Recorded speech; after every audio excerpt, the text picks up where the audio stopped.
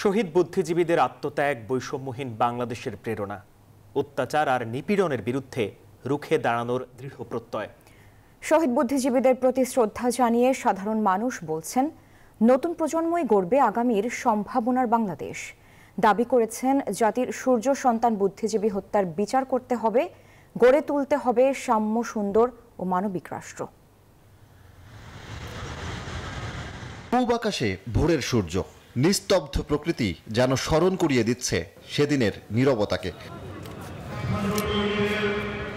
1971 সালের 14 ডিসেম্বর বিজয়ের আগ মুহূর্তে, যেদিন ঘাতকের নৃশংসতার শিকার হয়েছিলেন জাতির সূর্য সন্তানেরা। বাঙালি জাতিকে মেধাশূন্য করার সব ক্ষেত্রই সেদিন নিশ্চিত করেছিল পাকিস্তানের দোসর রাজাকার আলবদররা। স্মৃতির ফলক রায়ের বাজার বধ্যভূমি, আজও বয়ে চলেছে বীর সন্তানদের নির্মম হত্যাযজ্ঞের ইতিহাস।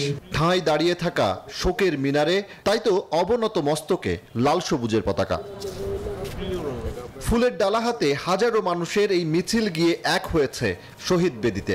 শ্রদ্ধা জানাতে আসা হাজারো মানুষ শ্রদ্ধা ভরে স্মরণ করেছে জাতির বীর সন্তানদের। মুক্তিযুদ্ধ থেকে এখন পর্যন্ত আমরা আসলে বৈষম্যের বিরুদ্ধে হাঁটছি, শোষণের বিরুদ্ধে হাঁটছি, শাসকের বিরুদ্ধে হাঁটছি। এই প্রজন্মের বাচ্চারা খুবই আগ্রহী ইতিহাস সম্পর্কে, ওরা জানতে চায়, ওরা শিখতে চায়। পাকিস্তানের সহযোগী শক্তিটা তো ছিল, এতে কোনো সন্দেহ নাই, কাজে তারা এখনো আছে এবং এখনো অনেকেই মুক্তিযুদ্ধকে মানতে পারে না। শিশু কিশোর, নারী পুরুষ, শিক্ষক, সাংবাদিক, রাজনীতিবিদ সবাই মিলেছেন এক কাতারে। স্বাধীনতার 53 বছর পরও বুদ্ধিজীবী হত্যার বিচার না হয় ক্ষোভ ছিল অনেকেরই কণ্ঠে। যখন একটা স্বাধীনতা অর্জন করি, গণ অভ্যুত্থানের বিজয় অর্জন করি, তখন কিন্তু অপশক্তি আমাদেরকে টেনে ধরতে চাই।